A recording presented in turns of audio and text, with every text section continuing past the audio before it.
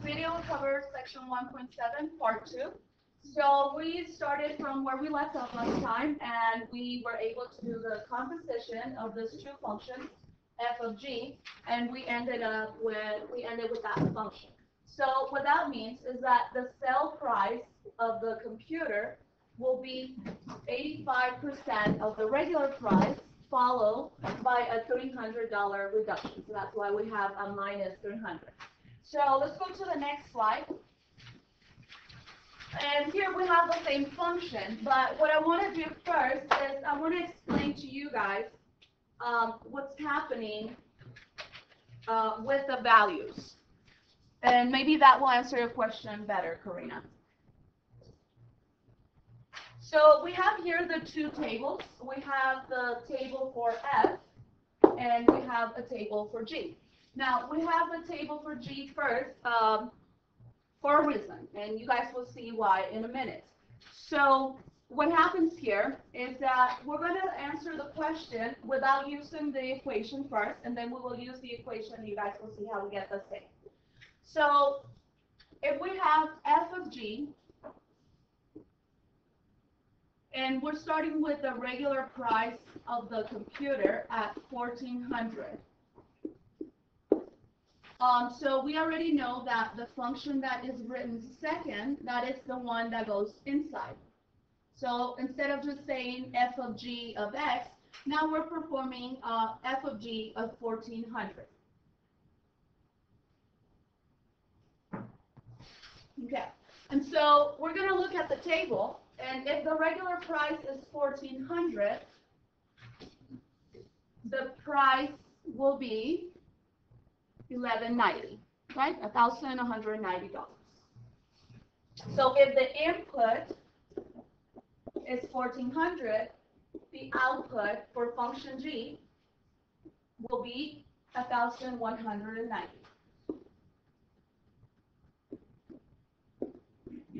So now you guys notice instead of writing this part, g of 1,400, I'm just writing the output for that function.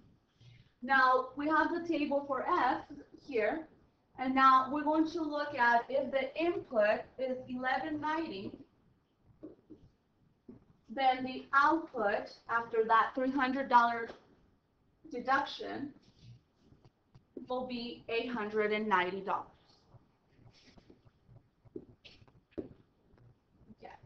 And so the reason I want to show you guys this, let's write something. You might want to write this on the edge of your paper, or maybe on top. So do you guys remember when you were in Algebra 2 and we went over mapping one of the representations of functions? And so we started by saying, okay, this is your set of x, and this will be the domain. And then let's call this f of x. In this case, let's work with g. G of x. And so we call that the y values, right? Or we refer to the set of all elements in there as the range. And so let's say if we start with something like,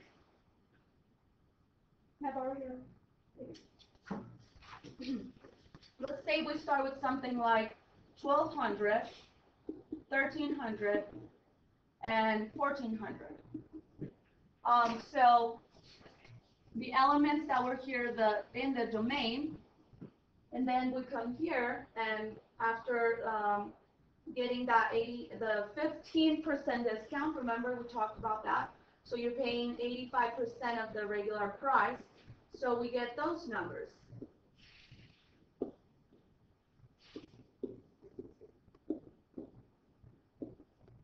And so this is the range of G. But once we move here, the range of G is going to become the domain of f of G, of x. And so for those, that will be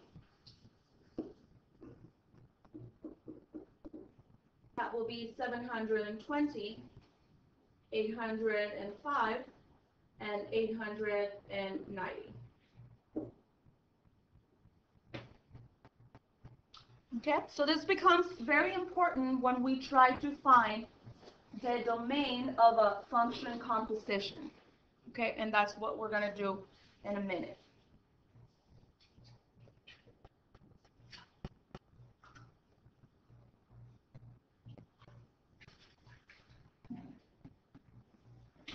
I'm sorry, I made a mistake here.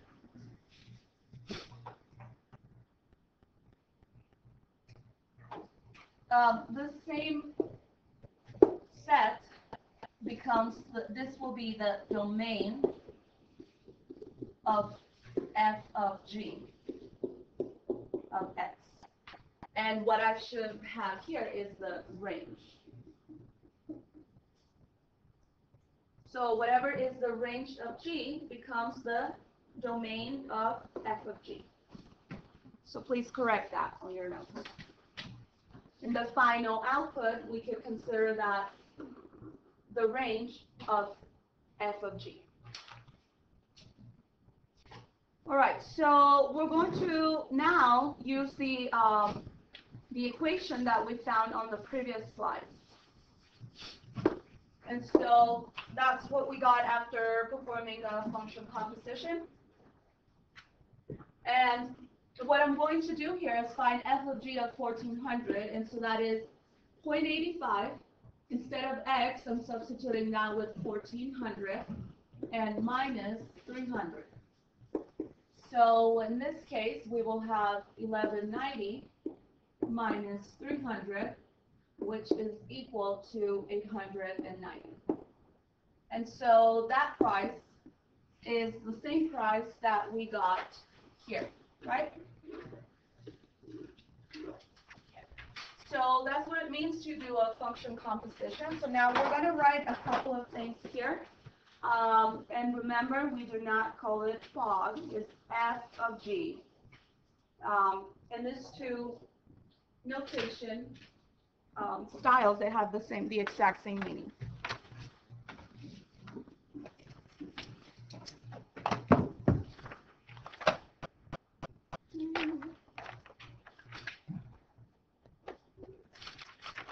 So let me find that definition that I want you to write there. Okay, so we're going to write the following.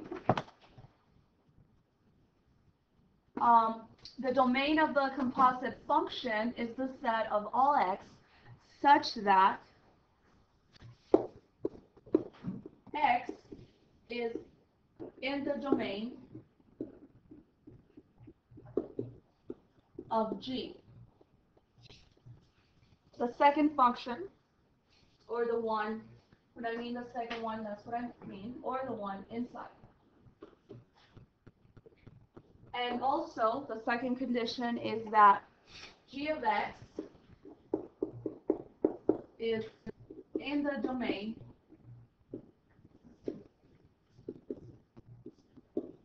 of f of x.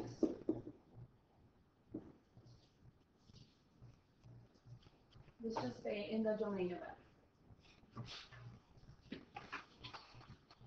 Okay.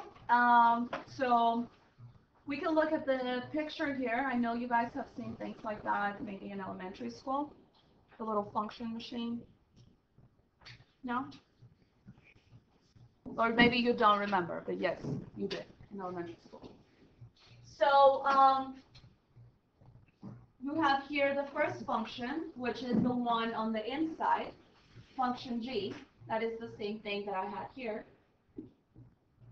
So you have your input is the x, goes inside the function, and then it comes out as the output of function g. That's what we call the range. Now from there, the range of that becomes the output of function g, which is the range, becomes the input for the function composition. And so that goes inside, and what you have at the output will be the f of g of x. So it's like a function inside a function.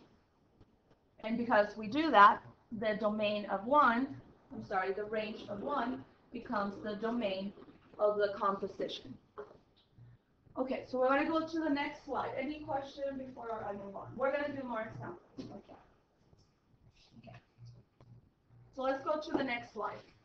Now we have two functions here. We have function f, which is 3x minus 4, and we have function g, which is x squared minus 2x plus 6.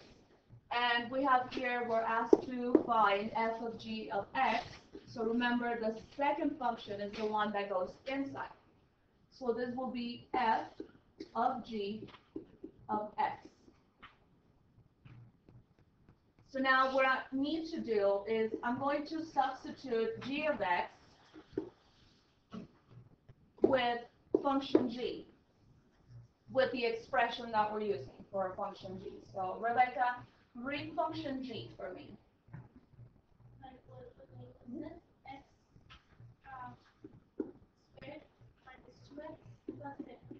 Very good. So remember, just like if you were asked to find f of 2, you will just substitute x with a 2, right? If you're asked to find f of x plus h, you substitute every x with x plus h. So what we're going to do here is we're going to substitute this little x here with this whole expression, x squared minus 2x plus 6. So this will turn into, we have a 3 multiplying the x. So that will be x squared minus 2x plus 6. And let's not forget that function f has minus 4. And now what we're going to do is reduce or simplify the expression. So what we need to do here first is the 3 is multiplying everything inside parentheses, so we're going to distribute the 3. 3 times x squared is 3x squared. 3 times 2, negative 2x, is negative 6x. And 3 times 6 is positive 18. And now we have a minus 4. So we're going to combine like terms. 3x squared minus 6x, 18 minus 4 will be positive 14. And that's it. Okay, now I would like for you guys to try to do the next one on your own, and then we will check our answer. Just to give you a little head start, f is the second function, so that means that we will have g of f of x. Okay, so in this case, function f is the one that will go inside. Okay, so I'm going to pause the video, and then we'll come back to check our answer.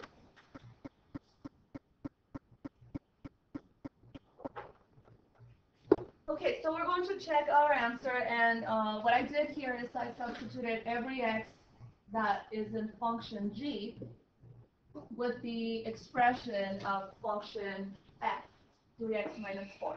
So we had 3x minus 4 squared minus 2 times 3x minus 4 plus 6.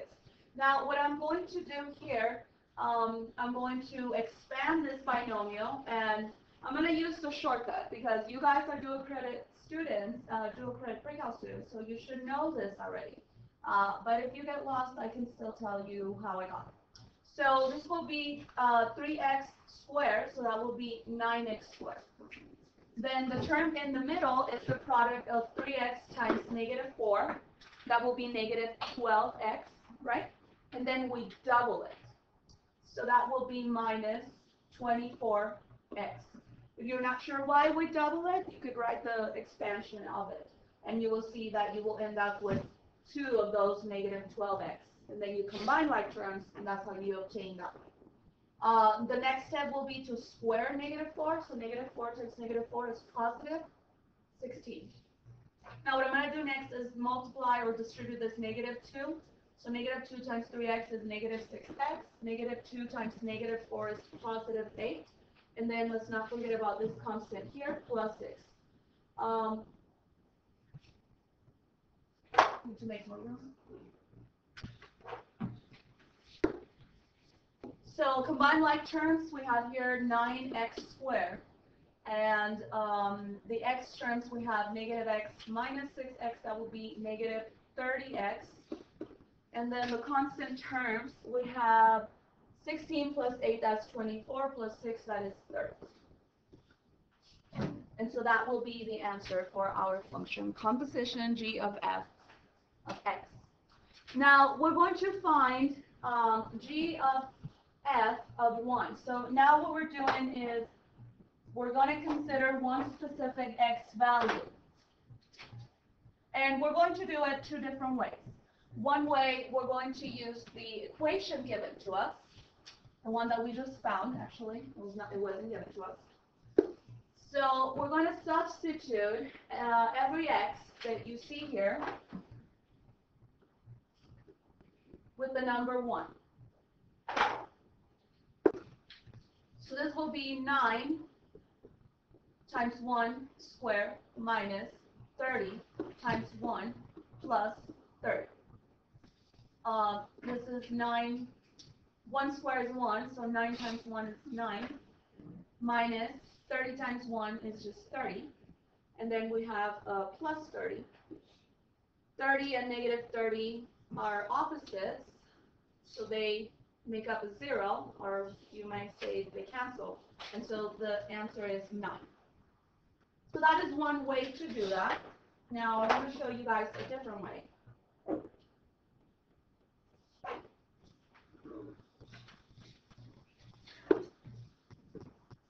And so remember, we are doing the following. G of f of 1, right? Yes? Okay. So let's find first, what is f of 1? And so f of 1 is from here. It will be something like 3 times 1 plus 4. So what does that equal to? 7. So now what we get from here, from f of 1, that is 7. So that we will have g of 7. Now to finish answering this question, what is g of 7? So now I'm going to use this function here and substitute a 7 inside. So that will be 7 squared minus 2 times 7 plus 6. 7 squared is 49 minus 14 plus 6. 49 minus 14, that will be 35. I feel like I did something wrong. Yeah. Which one? Oh, okay. Thank you. Yes. I was like, math does not lie. So thank you, Jane. Is that why you were making a face, Cecilia? Yeah. Okay. All right. So this is a minus 4, my bad. Okay, so we have 3x minus 4. So we started by finding f of 1. So that is 3 times 1 minus 4. So that will be 3 minus 4, that is negative 1. So that is the number that I needed here, right? G of negative 1. All right. Now we're finding g of negative 1, and so that will be negative 1 squared. Remember, we're using the equation for g. So negative 1 squared minus 2 times negative 1 plus 6. Negative 1 squared is positive 1. Negative 2 times negative 1 is positive 2 plus 6. So yeah, this looks like it will work, right? 1 plus 2 is 3 plus 6, 9. Okay. So you guys see we got the same answer? Yes? Okay. Do you have a question before we move on? Were you guys okay with this step? So if we square it, we square the first, we square the second term, and the product in the middle will be the product of the first term times the second, and then we double it. Not that one, but the negative 24x. Okay, now we're going to talk about domain of composition of composite functions. And that one gets a little tricky. So please pay attention. So what we're going to do here is first find f of g of x. And we have here what f of g of x means. So we know that function g is the one that goes inside. So function g, Jennifer, read what is function g. G equals 3 over x. 3 over x, so that's what we need here, 3 over x.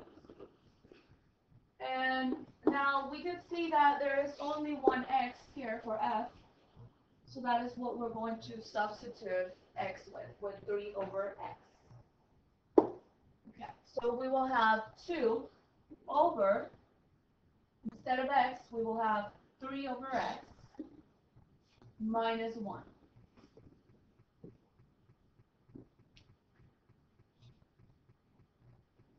And then we're going to simplify it, because if you enter that on my math lab, it's going to counter wrong. So the way you guys notice, we have a fraction over a fraction. Yeah? However, the numerator is an integer. It's just 2. But what I'm going to do here is have, what is the denominator of an integer? 1. So 2 over 1. Now on the bottom we have 2 different denominators. We have an x, and we have, what is the denominator of this one? Negative 1? A 1, right? So we have 2 different denominators, and so what I need to do is find the common denominator. So the common denominator, or the LCD, the least common denominator, will be the product of 1 times the other. So that will be 1 times x. So that will that be? Just x, right? Just x. That is the common denominator. 1 times x. So you notice your first fraction already has an x for the denominator, so the numerator is the same, just 3. Now the next fraction has a 1. How can you make that 1 into an x? Multiply it by x. Whatever we do to the bottom, we must do to the top. And so now that will give us 1 times x is x. And if you think about it, it makes sense, right? Because negative x over x, that is equivalent to what? Negative 1, right? So that's why I did that. Now that they have the same denominator, my fraction is at the bottom, I could combine them, right? So I'm going to write them under one fraction. However, the 3 is a constant, and then x is a variable.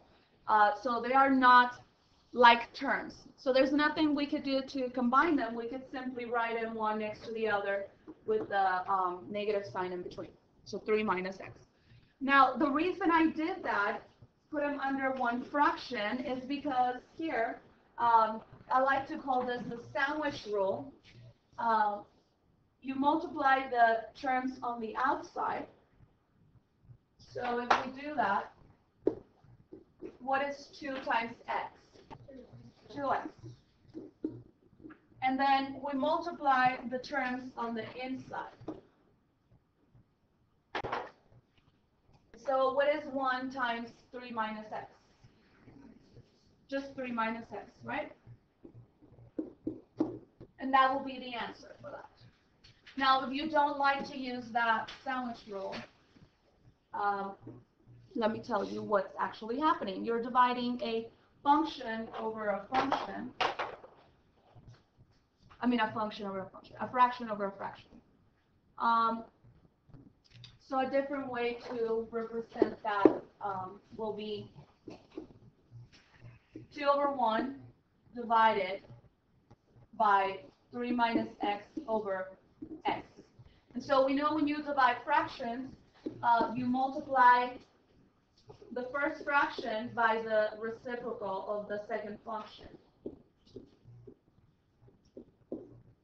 And when we multiply fractions, we do it straight across. So it's 2 times x, that is 2x. And then 1 times 3 minus x, it will be 3 minus x. I personally like to use the sandwich rule because I don't have to rewrite anything. It's already there for me. When we take Pre-Cal 2, we're going to do a lot of things that will require dividing a fraction over a fraction, so my students kind of get used to it. They find it pretty useful. Okay, but you don't have to use this way. You could show it this way. Okay, so this is the result. Maybe you guys forgot what we were looking for. This is the result of f of g of x. Okay? All right, so let's go to the next page, and we're going to talk a little bit about how to find the domain of that particular function. And if you notice, we started with two functions that were rational functions. So remember, those are, we have to find a number that will make the denominator equal to 0, right? Because we cannot divide by 0. What do you mean not equal to 0? Because you said that the denominator equal to 0. We have to find the x value that will make the denominator equal to 0, so that we could exclude it from the domain. Okay, so if you notice here, our next task is to find the domain of f of g. And we already know the function for f of g of x. And could you guys read that function for me, please? Is it 2 over 3 minus x? 2x. Okay, so we're finding the domain of that particular function. So we have to make sure of two things. And the first one is that if x is not in the domain of g, it must not be in the domain of f of g. So remember I told you the second function when you're doing composition, that is the one on the inside, right? This is the same as saying f of g. So we have to make sure that for the function inside, which is g, we have to find that x value that will make the function undefined. So for that, that's pretty easy. We have it here, right? So I think all of you can tell me, what is that number that we must exclude from the denominator?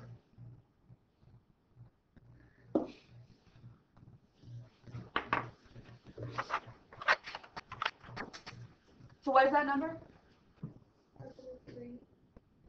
No. No. Didn't you move it over? So it'll be negative x equals negative 3. No. Right here. Just look at this one. What is the number we cannot have there? 0. So x cannot be 0. Okay? So that one's easy. So we're going to exclude 0. Now the second step is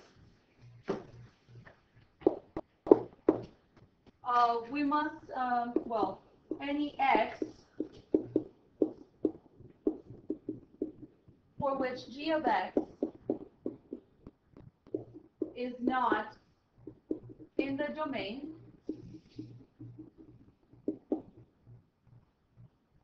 of f must not be in the domain of f of g.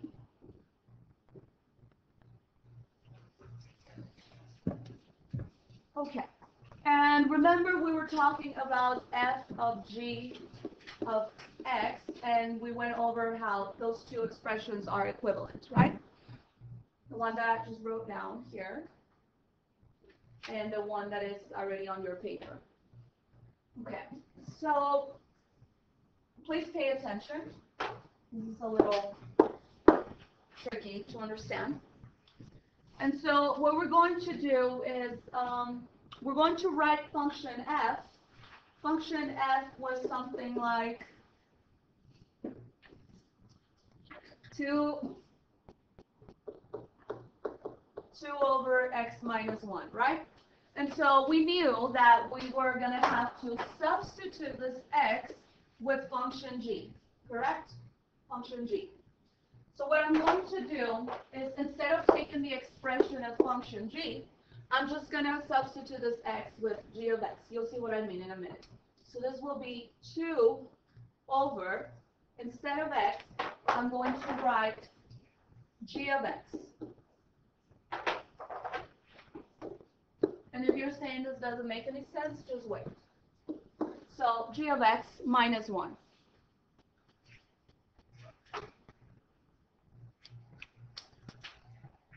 Okay. So now what we're going to do is we're going to consider the denominator of this fraction, which is g of x minus 1. Right? Yeah? Okay. So we need to find those x values that will make this one equal to 0. So we must exclude x values that will make that expression equal 0.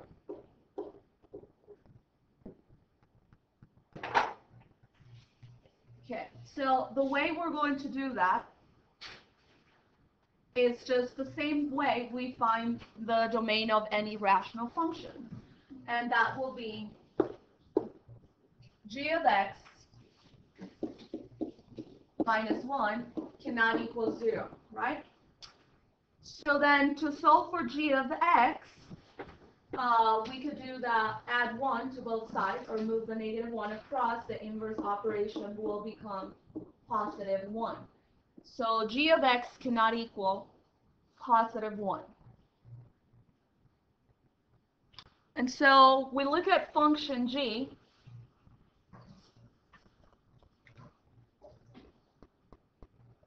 Can someone tell me what function g was? I forgot. Oh, it's here. 3 over x. Function g is 3 over x. So now this function g, I'm going to replace it with 3 over x. And I'm going to say 3 over x cannot equal 1.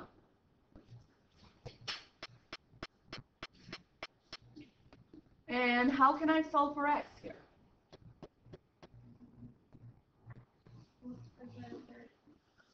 Wasn't it 3 over 3 plus 1?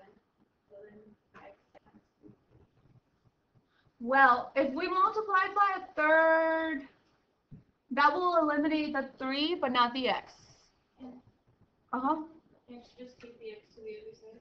Yes, and that's kind of why I like to teach equations the way I do. So if you guys notice, the x is dividing there, right?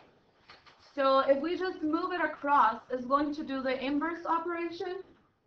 And so that will be 1 times x is dividing on the left side. If I move it across, it's going to multiply. And so that tells me x cannot equal 3. I know this might be a little overwhelming. To be honest, it took me a while to learn how to explain this. So if you don't get it, you can watch the video 10 times until you get it. Okay? So let's just finish writing the domain for this question. So we have 2 exclusions, right? The first one was 0, and the other one will be positive 3. And so we have here our number line, 0, 1, 2, 3. And so we're going to take everything from negative infinity all the way to 0 without including 0. We will also take everything from 0 to 3. And finally, we will take everything from 3 to infinity. And we're using parentheses to imply that 0 and 3 are not invited to the party. So the domain, we can write it in interval notation. You might want to write it on the side of your paper. Just find some room for it. I don't have any room. So I'm going to write it down here. So the domain will be negative infinity, comma, 0, parentheses, union, 0, comma, 3, parentheses, union, 3, comma, infinity. And remember, this is interval notation. We could also use set notation on the exam. Either one, I will accept your answer. So if you want to write it in set notation, it will be any x such that x is a real number and x does not equal 0 and x does not equal 3. And this is called set notation. Okay, so just to finish this section, we have a couple of problems. These are pretty easy. And when we say decomposing functions, you can get creative with it. I'll do the first one, and then you guys can work on the second one. So let's assume that function h is the result of f of g of x. Okay, so this happened after composing one with the other. So what you do here is you think about what could function f be and what could function g be. So what I'm going to choose here is I'm going to say that function f is equal to x to the 5th power. And function g is going to be 3x squared minus 4x plus 1. And so if I do what I'm saying here, I will be having f, and I'm saying function g is all of this. 3x squared minus 4x plus 1. And so if I substitute all of that for this x, it will be 3x squared minus 4x plus 1 to the power 5th, or to the 5th power. And that's it. Now, is there only one correct answer? No. There are many correct answers. Okay? In fact, my math lab will take multiple answers, as long as they make sense. So, how about you guys work on the second one, and then as soon as you are done, on the last problem, we'll take a 3-minute break.